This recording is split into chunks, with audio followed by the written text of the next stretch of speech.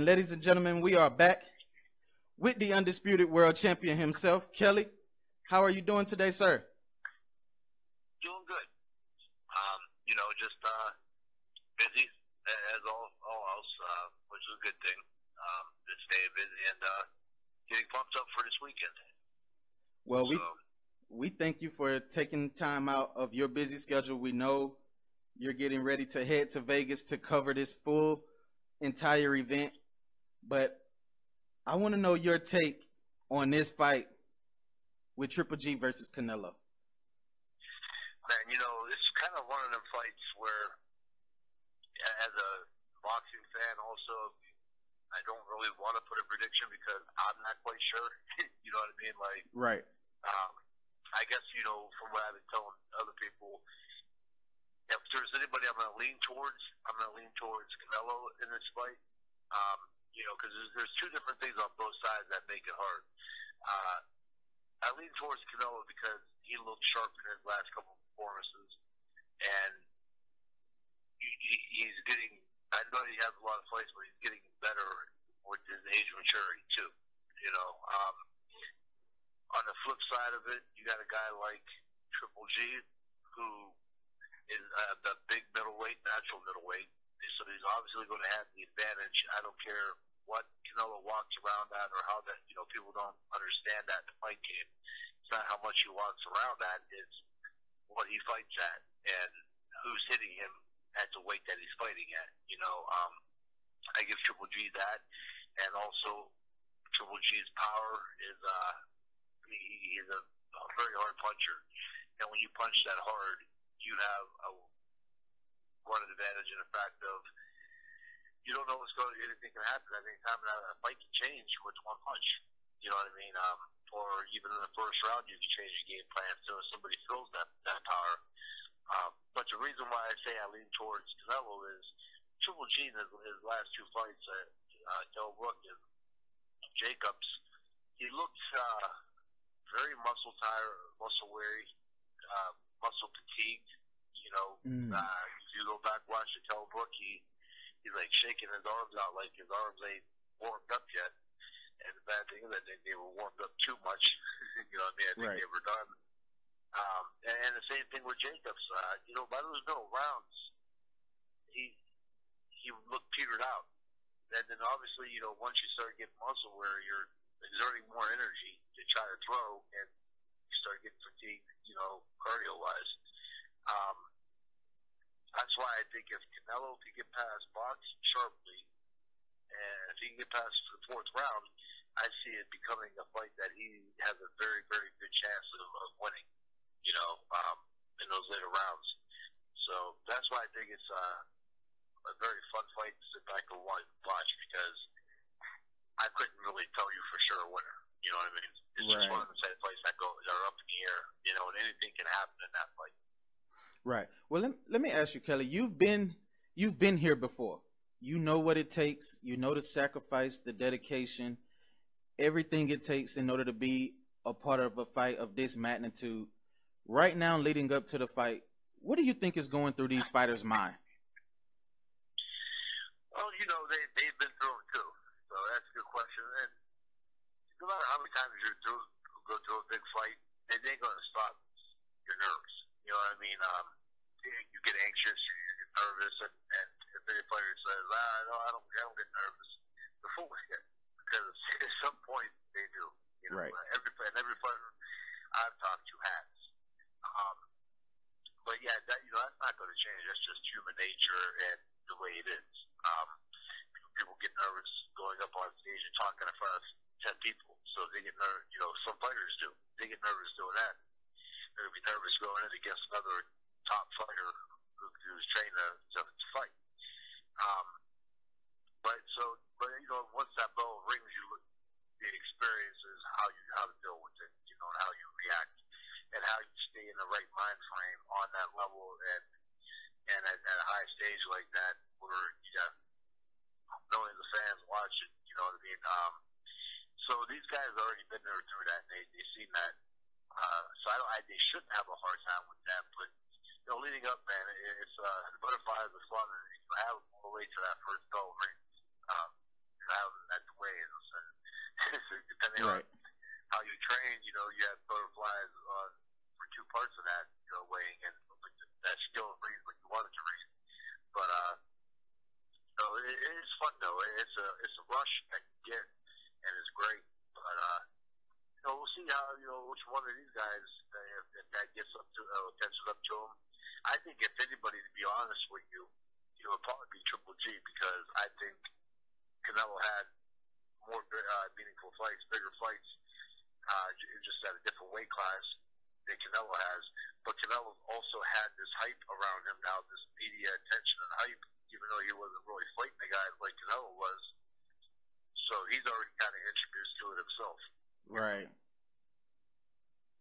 Well, Kelly, I mean, there's another question that I wanted to ask you. Throughout that middleweight division as a whole, we know there's a lot of big fights that's coming up outside of Triple G and Canelo, with the Erickson-Lubin fight, taking on Charlo. Do you think any of those guys, after everything with Lubinson and Charlo, do you think one of them have a chance to maybe beat a Triple G or a Canelo? Yeah, you got to remember too, everybody ages different. Triple G is not a spring chicken at all in boxing. You hear in baseball, and this is where, like, when people ask me about retiring and come back, you see they announce a guy off the bat, like, say, a Victor Martinez, this 35-year-old veteran, because, naturally at that age, your reflexes ain't what you were at 22. You know what I mean? Right. And that's in baseball, so can you imagine boxing? Everybody ages different, and that might be something with Triple G, too. I think he's older than me, or same age. So we don't know if this sluggish way that he fought the last 2 times is father time with him. Like I said, everybody's different. But with Charlo and these guys, they haven't really impressed me that much at their weight class now. So as far as beating a Triple G, I think the only way that is if we see a very old older guy an age, a guy that fights like his age, and then takes a little bit of a beating, and then 4 months from now, 5 months from now, the fight's made with him, and he's even worse for wear. You know what I mean by that? Right. That's the only chance that I really see with those guys coming up to beat Triple G. Maybe don't fight the Canelo, because Canelo's more naturally spotted the way that they fight at. So it'll be a little more competitive that way. Triple G still hits that hard to change anything, and he's good enough where he's going to land them hard punches at least a couple times a fight. So back to the fight with Triple G and Canelo. What about Triple G's his jab?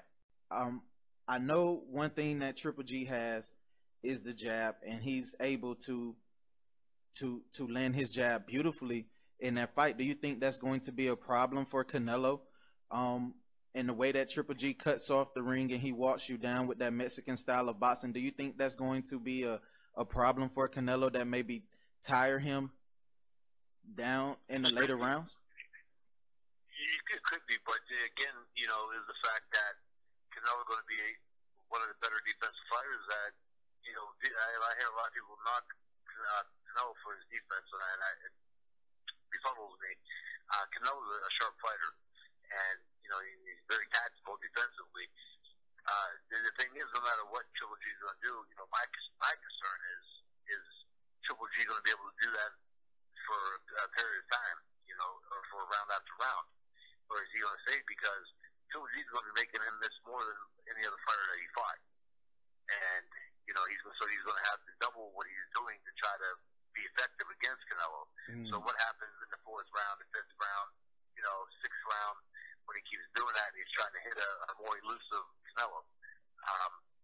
And then, you got to remember, Canelo's got a pretty good jab, too. I think Canelo's going to be one of the best skilled fighters that Triple G's fought, and other than Kell Brook, but Kell Brook was a welterweight. Again, I don't care what he walked around at. I think that was a welterweight. Right. So I think that, Canelo's going to want to establish a very good job of himself, or try to just keep him in, keep him that distance, keep him away. I don't think Canelo should run at all from Triple G. I don't think he should fight afraid, but I think he should keep the distance, more of an in and out with Triple G, because to me, Triple G pushes a lot of his punches recently too, instead of having that snap on him. So that, inches and angles, if he can get himself out of range by just enough to where he can counter and make Triple G start paying for that, Canelo stands again a very good chance. And but you hopping on what you said, if Triple G could do that for a period of time, over a period of rounds, then I see him there. He should be able to win that fight. But I just don't see him being able to do that. Right. It is going to be tough come Saturday night. Well, Kelly, I appreciate you taking the time out of your day. I know, are you guys going to do a show on tonight? Yes, we are. We'll be on at 6 o'clock tonight. And then, we have I think we have James had that set up. I'm not sure on that. I've been totally busy with everything getting ready to go. But yeah, we're going to hop on the Triple G fight, of course, and I think we're going to go over the fights this past weekend. So it'll be a nice show. Oh, well, it's going to bounce. Well, one quick question before you leave: is Roman Chocolatito done? I look at that fight, and that's a very good question. I heard the commentators say that he's done, and he's not the same. It could have just really been an off night for him. That kid that he fought, could have had his number. I mean, they fought one time, and he had all this training camp, how many months to prepare and go back over film. Chocolatito is not a very, they don't change his game style up much. You know what I mean? Right. So it's not hard to get ready. But I don't know to say if he's done. I would say for him to take another fight, and if he looks like he did in this fight, then I would say, yeah, hang him up. You got to remember, he just fought a fight with this guy before to a very controversial decision. So it could have been a bad night and something just not being his way. Believe me, that happens in boxing too. You'll have your fans out there that don't know or may have had a couple of amateur fights, but don't realize what it's like when you're fighting on a big stage and you don't got no teammates in there. And when it ain't your night, it sounds like you're making excuses, but you're not. And it could have been one of them nights, and it could have been a great night for his opponent, who seemed like everything he did was right, everything he threw was right and was landing sharp. Right. So I would not hop quick to it, but I would definitely say in his next fight, if he fights again, if he don't look like his old self or competitive, then I would be like, you know what, man, it's time to hang him up. Get out while it's good. Right. Well, Kelly, thank you so much for your time. Everybody, please make sure you go and subscribe right now to The Punchline with Kelly Pavlik and James Dominguez. They will be live tonight at 6 o'clock. And I'm telling you guys, you're going to get full coverage of Triple G versus Canelo from Kelly Pavlik and James Dominguez. So make sure you subscribe. It's going to be an awesome event coming this weekend, and I look forward to it. Kelly, thank you so much, and we look forward to talking to you real soon.